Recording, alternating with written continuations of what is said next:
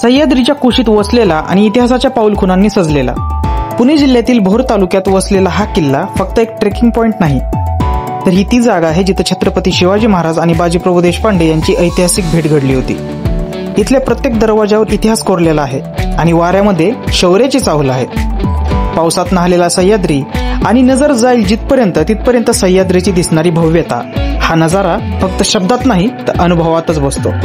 आणि आजचा ट्रेक फक्त एका किल्ल्यावरचा नाही, तर त्या ऐतिहासिक आठवणीतला जिथं स्वराज्याचं स्वप्न आकार घेत होतं, आणि हा किल्ला म्हणजेच किल्ले रोहिडा।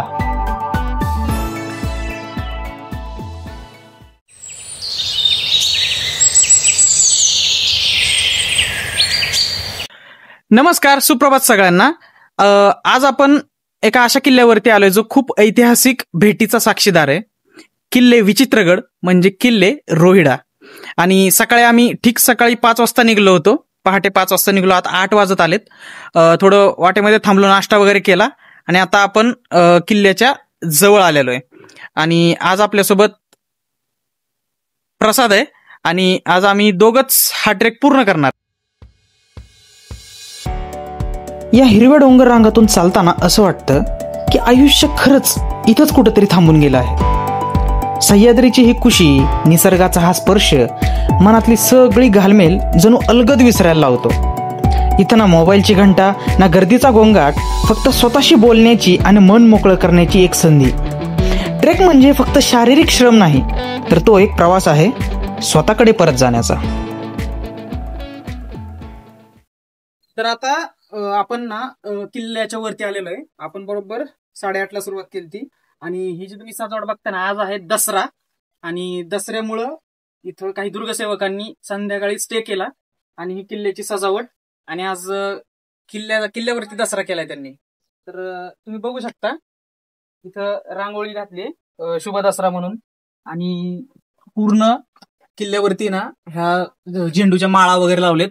वरती पण जे बुरुज आणि दरवाजे आहेत त्याच्यावर पण माळा आहेत, आणि हे सुंदर काम जे केलंय त्यांनी, त्या दुर्ग संवर्धनांचं जे नाव आहे ते टीम हडपसर दुर्ग परिवार असं त्यांचं नाव आहे। आणि त्या हडपसरहून आलते आम्ही, जस्ट आता किल्ल्यावरती आम्ही थोडं इथपर्यंत आलो आणि तिथून खालच्या इथून ते गड उतार झाले, नाहीतर नक्की त्यांची भेट झाली असती। आणि खूप म्हणजे आतमध्ये पण त्यांनी हनुमानाचं मंदिर आहे त्याचं जीर्णोद्धाराचं काम केलेलं आहे, तर ते आपण बघणार आहे। आता आतमध्ये जाऊया आणि किल्ल्याची माहिती घेऊया, चला।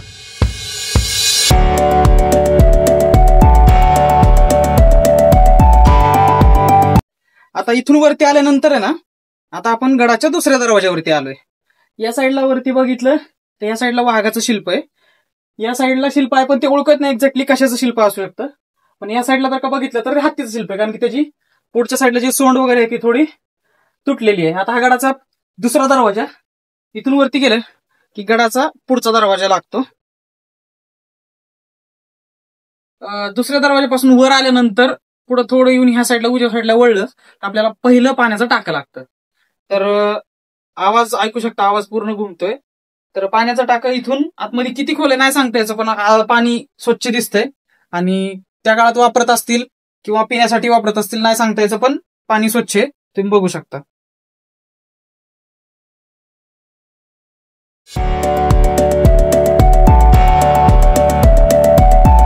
हा आहे किल्ल्यावरचा पहिला बुरुज, कधी काळी भक्कम आणि अभेद्य असा। जुन्या काळामध्ये विजय मिळवला की म्हणायचे आपण फत्ते मिळवली, बहुधा म्हणूनच या बुरुजाला मिळालंय हे तेजस्वी नाव।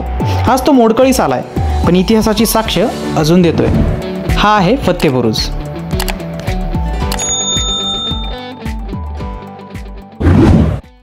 आपण आता गडाच्या तिसऱ्या दरवाजामध्ये आलेलो आहे, आणि तिसऱ्या दरवाजामध्ये ह्या साईडला 2 हत्तीची शिल्प आहेत।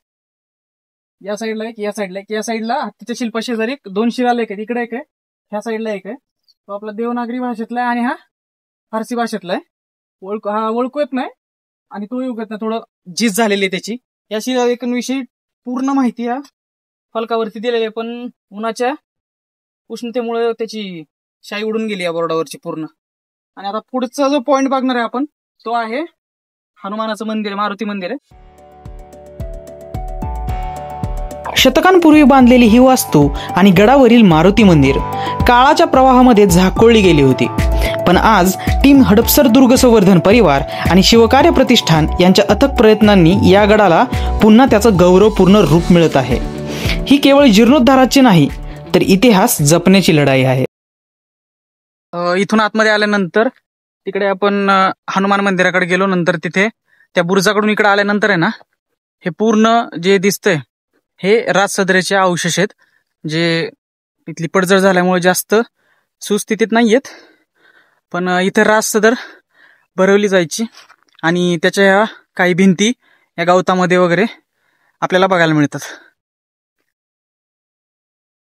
इकडून जरा पुढे आलं या साईडला हे राजवाड्याचे अवशेष आहेत.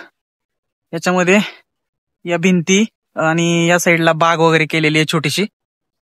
पूर्ण याच्या भिंती वगैरे एकदम पडझड झालेल्या आहेत. पण याच्याहून अंदाज लागू शकतो की राजवाड्याचे अवशेष किती मोठे असतील आणि राजवाडा किती मोठा असेल याचा अंदाज इथून लागू शकतो.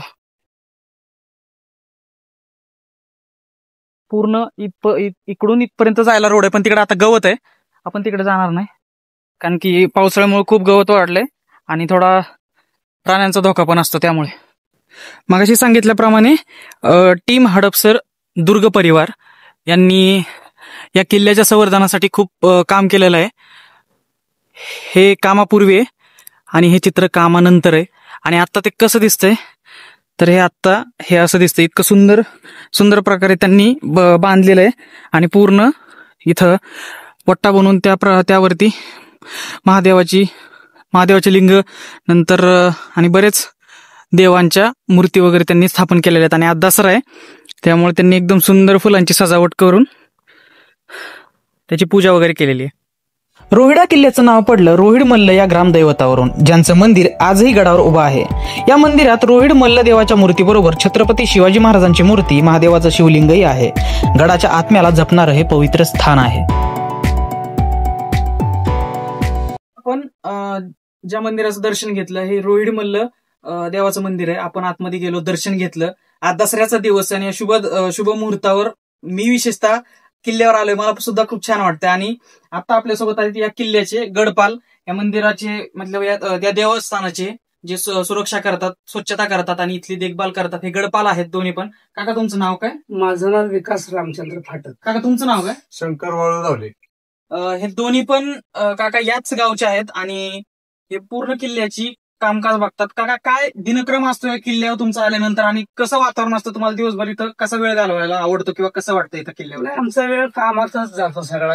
गवत काढणे, झाडांची स्वच्छता, इथली देखभाल, केर कचरा पडलेला, आम्हाला ते वेळ पुरतच नाही. उलट छान वाटतं. गेले 18 वर्ष झाली या किल्ल्यावरती आम्ही काम करतोय. मला 18 वर्ष झाले, ह्यांना 5 वर्ष झाली. आणि आमची संस्था आहे शिवदुर्ग संवर्धन मंडळ पुणे. ही संस्था इथे या किल्ल्यावरती 18 वर्ष झाले काम करते. वा. आणि या गडाची सिक्युरिटी कशी? कारण की मी खाली पण खूप ठिकाणी ब्लूटूथ वाले स्पीकर बघितले ज्याच्यावर गडाची माहिती सांगत होते. नंतर काही ठिकाणी कॅमेरे पण बघितले. नक्की काय हे सर्व आमच्या संस्थेने सगळीकडे प्रत्येक बुर्जावरती इथे जे गाईडची काही गरज नाही, प्रत्येक बुर्जावरती ब्लूटूथ लावलेले आहे. ते सर्व माहिती सांगते प्रत्येक 20 मिनिटांनी ती माहिती देते. ते असे म्हणजे कुठली काही घटना घडवू शकत नाही कॅमेरामुळे. एकदम सुरक्षा, कडेकोट सुरक्षा. कडक. म्हणजे तेव्हा आपण म्हणजे आपल्याला माहिती की महाराजांच्या त्या काळात ना प्रत्येक ठिकाणी पहारेकरांच्या देवड्या असायच्या. देवड्यांमध्ये बसून आपले पहारेकरी किंवा आपले मावळे किल्ल्याचं संरक्षण करायचं. तर आज टेक्नॉलॉजी बदलली आहे, टेक्नॉलॉजी आली, तर त्याचा वापर असाही होतोय की प्रत्येक बुरुजावर, काका सांगतायत त्याप्रमाणे, प्रत्येक बुरुजावर कॅमेरे आहेत आणि त्या कॅमेऱ्याने पूर्ण गड किल्ल्यांवरती आपल्या लक्ष ठेवलं जातंय. ही सगळ्यात चांगली गोष्ट आहे. आणि खरंच खूप भारी वाटतंय आज, जेव्हा मगाशी पण सांगितलं, जेव्हा टीम हडपसर दुर्ग संवर्धन जेव्हा त्यांनी ते दरवाजावरती झेंडूच्या फुलांच्या माळा आहेत, नंतर प्रसाद चढवलाय पूर्ण किल्ल्याला, तर इतकं भारी वाटतं. ते दरवाजाच्या आत पाऊल टाकल्यानंतर असं वाटतं की एखाद्या मंदिरात आलोय.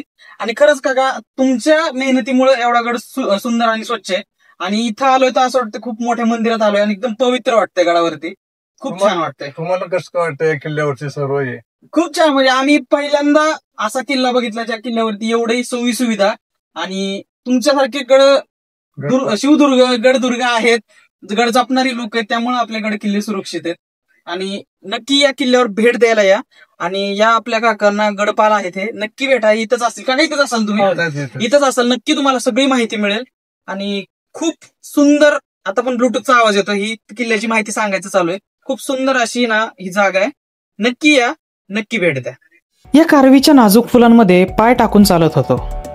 जणू निसर्गाने खास माझ्यासाठी अंथरलेली चादरच होती ती. समोर अथांग असा सह्याद्री पावसाच्या हिरवाईनं एकदम उजळून निघालेला. एका क्षणासाठी वाटलं अरे मी तर कुठेच नाही, पण होतो सगळीकडे.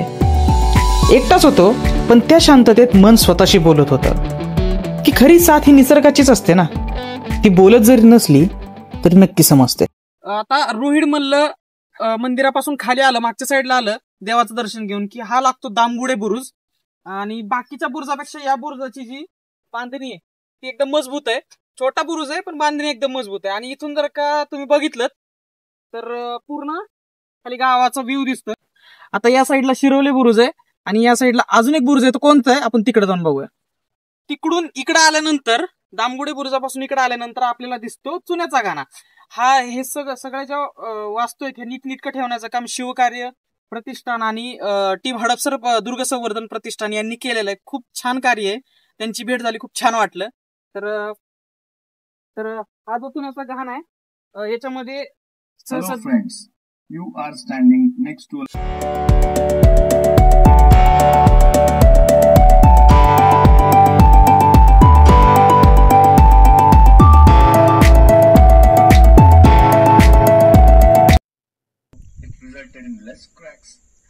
हे जे तुम्हाला ऐकू येतंय ना, हे या गडावर प्रत्येक ठिकाणी आहे.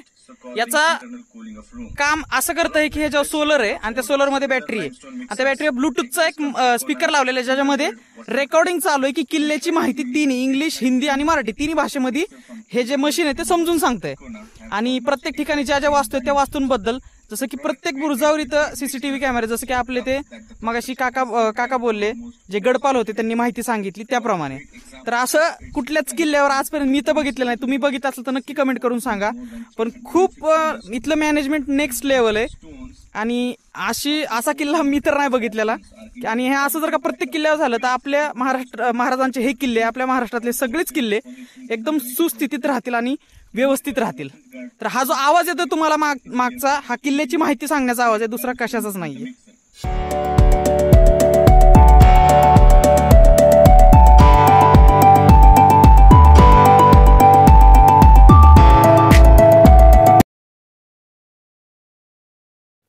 तर हे पाण्याचे टाकेत इथून वरतून पावसाचं पाणी वाहून आलेलं याच्यामध्ये उतरतं आणि तिकडं कोरलेले पण टाकेत. सहसा तरी गडांवरती काय होतं की जास्त पाण्याचे टाके का असतात की जर का युद्धाच्या टायमाला जर का शत्रू गडावरती शिरला किंवा आक्रमण झालंच आणि गडापर्यंत पोहोचला, वरती शिरकाव केला, तर त्याच्यामध्ये जर का शत्रूंनी गडाच्या पाण्याच्या टाक्यामध्ये जर का विषबाधा केली किंवा विष ओतलं की गडावरच्या शिपायांनी पाणी पिऊन ते मरावे किंवा आपल्या मावळ्यांनी पाणी पिऊन त्यांचं काहीतरी व्हावं याच्यासाठी, तर ते एक्स्ट्रा पाण्याचे टाके त्याच्यासाठीच असतात. जर का एक टाकं खराब झालं, एका टाक्यात विषबाधा झाली तर नक्कीच दुसऱ्या टाक्यातलं पाणी वापरास यावं याच्यासाठी जास्तीत जास्त गडावर टाके बांधलेले जातात. आणि पाण्याची कमी पडू नये यासाठी पण एक हेतू असतो की गडावरती जास्तीत जास्त टाके बांधले जातात.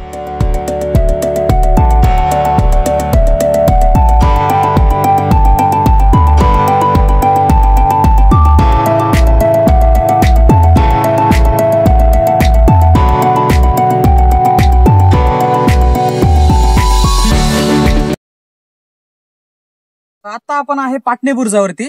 तर पाटणे बुरुजावरून आहे ना, समोर जो दिसतोय तो रायरेश्वर आणि ते जे शिखर प्रमाणे जे तयार झालंय तो आहे केंजळगड. तर या किल्ल्यावरनं जसं पहिल्यांदा पण सांगितलं तर बरेच गड किल्ले दिसतात आणि हे तेव्हा दिसतात हेच वातावरणात दिसतात, कारण की पाऊस असेल तर धुका असतं, पाऊस असतो त्यामुळे काहीच दिसत नाही. तर हे दोन किल्ले तुम्हाला जर का सोलो करायचं असेल तर हे दोन किल्ले प्लस हा किल्ला तुम्ही एका दिवस किंवा एक स्टे करून तुम्ही आरामात करू शकता. तर आता आपण जाऊया वाघजाई बुरुजाकडे. पाटणे बुरुजापासून इकडे आल्यानंतर इथं आहे तो वाघजाई बुरुज. हा बुरुज खूप मोठा आहे, याचं बांधकाम सुद्धा खूप मोठं दिसतंय आणि एकदम मजबूत आहे. आणि या बुरुजाच्या इथं वरती गेल्यानंतर समोर दिसतं ते वाघजाई देवीचं मंदिर. ते देवीचं मंदिर दिसतं त्यामुळेच या बुरुजावरून दिसतं, तर या बुरुजाला वाघजाई बुरुज असं नाव.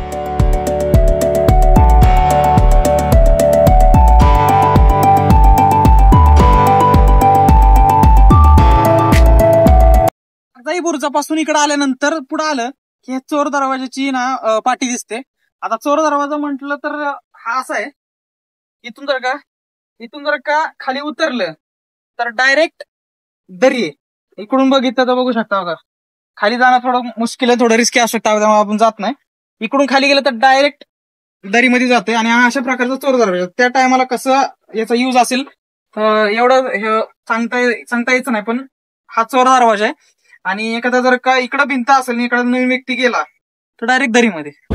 तर आता आम्ही गड उतार झालेलो आहे, तुम्ही मागे बघू शकता. खूप चढाई अवघडही नाहीये, सोपी नाहीये, त्यामुळं उतरायला पण वेळ लागला, जायला पण वेळ लागला. पण खूप छान किल्ला आहे, एकदम निसर्गाच्या सानिध्यात, पाऊस नसल्यामुळे फक्त ऊन, एकदम हिरवगार वातावरण आहे किल्ल्यावरती. एक नंबर किल्ला आहे, पाहायला खूप छान आहे. नक्की या, सोपा आहे चढाईसाठी, प्रत्येक जण लहान मोठा किल्ला ट्रेक करू शकतो हा. आणि लवकरच तुम्हाला पुढच्या किल्ल्याचाही व्हिडिओ लवकरच बघायला मिळेल. पण हा व्हिडिओ आवडला असेल तर लाईक करा, शेअर करा, सबस्क्राईब करा आणि कमेंट करायला विसरू नका. भेटूया लवकर पुढच्या किल्ल्याच्या अजून एका व्हिडिओमध्ये. तोपर्यंत जय हिंद, जय महाराष्ट्र.